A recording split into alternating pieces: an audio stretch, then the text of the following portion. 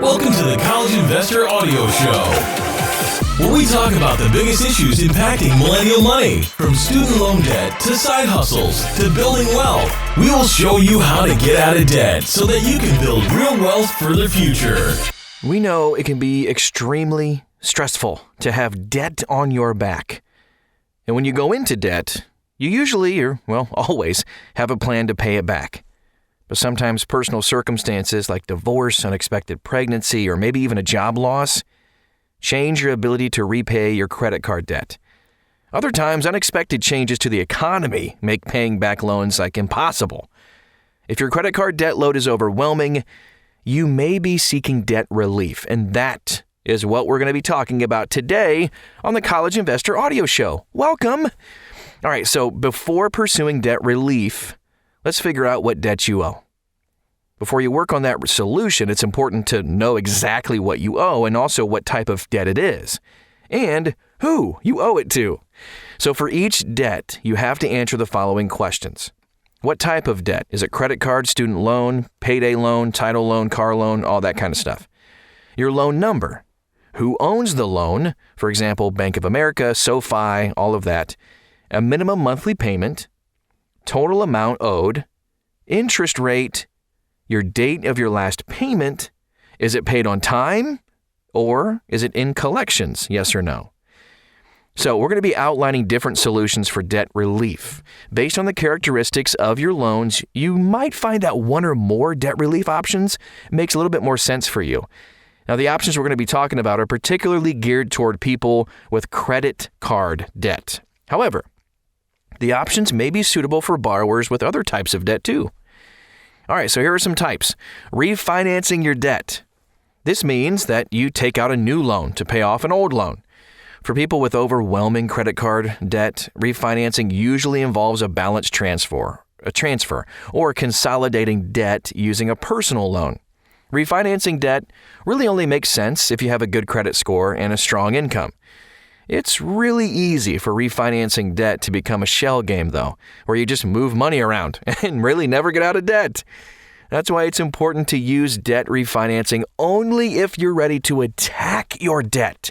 All your debts are current, and you can benefit from a lower interest rate. If you have credit card debt, look for a low interest or 0% balance transfer offer. If you can use a low or no-cost loan to pay off high-interest debt, such as a credit card, a payday loan, or a title loan, please go for it. A balance transfer credit card will generally offer 12 to 18 months of 0% interest. If you don't qualify for that 0% number, refinancing isn't likely to be the best option for you. You might see offers to consolidate or even refinance debt to a personal loan or a home equity line of credit. These offers are legitimate, but they're unlikely to give you the debt relief you actually need. Personal loans will help you get your interest rate down to, say, 11% on average. While better than the 16 to 25% on your credit cards, not enough of a savings to get you out of debt. Even with the better interest rate, you need a strong income for a long time to get rid of all of the debt. Using a HELOC to pay off the credit card is another popular option. However, I caution against it if at all possible. When you use a home equity line of credit, you put your house at risk to pay off unsecured debt. If you can't make the payments on the HELOC, you lose your house. So another option is changes to your payment agreements. The changes often go by names such as forbearance or deferral or income-driven repayment plans. Each of these changes affect when you pay a loan or how much you have to pay each month. Let's go ahead and define them. So a forbearance, you actually don't have to make payments on your loan for a set period. It's usually like a year, but interest does continue to accrue on the loan. Yikes. And a deferral is when you don't have to make payments on your loan and interest stops accruing during the deferral period. This can happen for a period of a month or two or for up to a year or more. Income-driven repayment plans adjust your monthly payment based on your annual income. When you earn more, you pay more. When you earn less, you get the picture? Historically, only federal student loans offered robust payment agreements for borrowers. However, In the wake of the COVID-19 global pandemic, mortgage lenders are starting to offer more forbearance and income-driven refinancing options. Credit card companies haven't specifically advertised repayment options. That said, it might be worth calling your lender to see whether it will offer forbearance, a change in the interest rate on the loan, or maybe another payment plan. Another one is debt management plans, or DMPs. They are debt repayment plans that are managed by nonprofit credit counseling companies. Typically, these companies negotiate for waived fees and lower interest rates for all debt that you put on the plan. The interest rates are typically very competitive, especially for people with poor credit.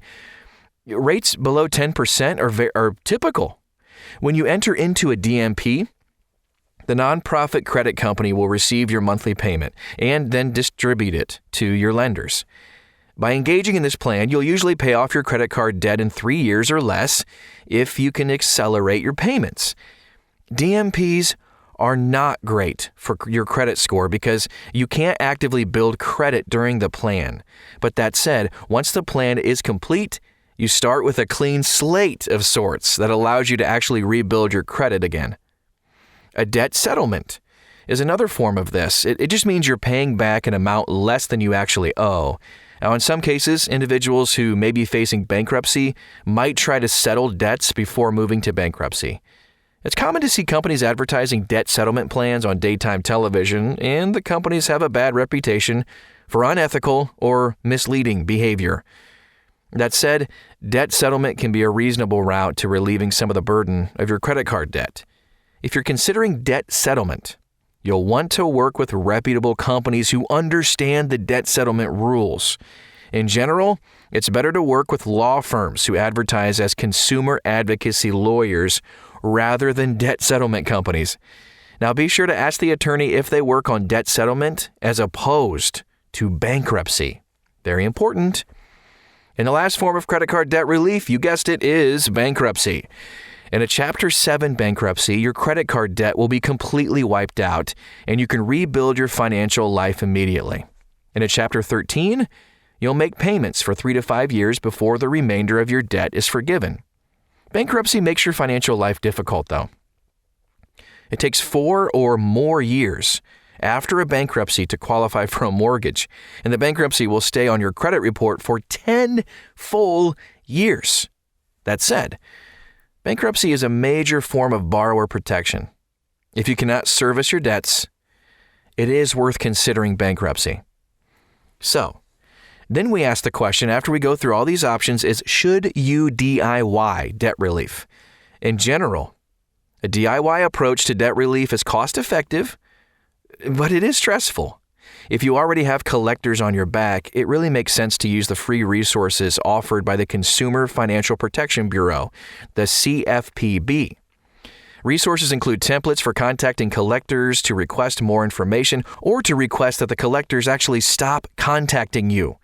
You can also read books like Life and Debt to help you learn about managing debt on your own. Using the plan in the book or somewhere else, you can find paths to manage debt on your own. You can do this. However, I will say this, if you're past managing debt, you might need some expert to help. Debt settlement and bankruptcy are complicated legal agreements. It's better to consult an attorney to help you with these. Attorneys just have more experience, and they can help you get the best possible deal for your debt settlement or bankruptcy. That's what we have today for today's show. Again, thank you so much for stopping by, and I hope this helped to just give you some options to relieve that burden. That's why we're here. We're here to help. If you know somebody who's got some major credit card issues, please go ahead, share this with them, give them some ideas as well, as we all come together and help each other. That's what this channel, this podcast, and the website, thecollegeinvestor.com, is all about. That's what we're here for, to help you to navigate and get your financial life back together again. Thanks again for stopping by, and we'll talk to you again very soon.